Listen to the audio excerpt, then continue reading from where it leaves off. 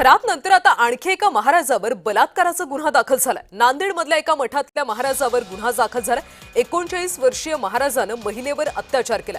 जुलै 2025 पासून अत्याचार सुरू असल्याची माहिती मिळते। महाराष्ट्रात गाजत असलेल्या भोंदूबाबा कॅप्टन खरात प्रकरण ताजं असताना आता नांदेड शहरातल्या 39 वर्षीय भोंदूबाबानं जुलै 2025 पासून एका महिलेला लग्नाचा आमिष दाखवत 3 वेळा अत्याचार केल्याची घटना समोर आली। ही घटना नांदेड शहरातल्या भाग्यनगर पोलीस ठाणे हद्दीत घडली। भाग्यनगर पोलिसांनी आता गुन्हा दाखल करत भोंदूबाबाच्या मुसक्या आवळल्या।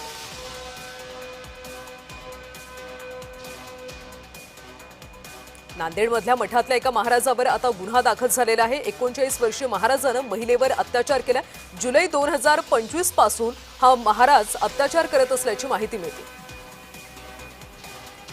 या संदर्भात अधिकची माहिती देत आहेत आमचे नांदेडचे प्रतिनिधी प्रवीण खंदारे सध्या आपल्या सोबत आहेत।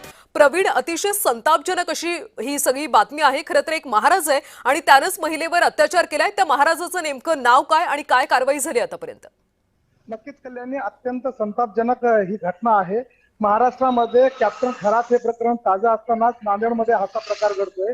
39 वर्षीय जो एक बाबा आहे, भोंदू बाबा आहे, त्याच्याकडून एका 46 वर्षीय महिलेवर जो आहे अत्याचार केलेला आहे। मागील 2025 पासून त्यांनी लग्नाचा आमिष दाखवून या महिलेवर 3 वेळा अत्याचार केल्याची ही या महिलेने तक्रारीमध्ये दिलेलं आहे। आणि या अंतर्गत या भोंदू बाबावर जे आहे गुन्हा दाखल करण्यात आलेला आहे आणि भाग्यनगर पोलिसांमध्ये जे गुन्हा दाखल झालेला आहे आणि याला भाग्यनगर पोलिसांनी या भोंदू बाबाला ताब्यात घेतलेला आहे। एकूणच पाहता या प्रकरणामध्ये नांदेड शहरातील नामांकित जो आहे हा मठ आहे आणि या मठातील हा जो भोंदू बाबा आहे यांनी आता आणखी किती महिलांवर असा अत्याचार केला हे सुद्धा पोलीस जे आहे तपास करत आहेत। कल्याणी, नक्कीच प्रवीण, तपासातून आणखी काय गोष्टी उघड होतात हे पाहणं महत्त्वाचं आहे। धन्यवाद माहितीसाठी।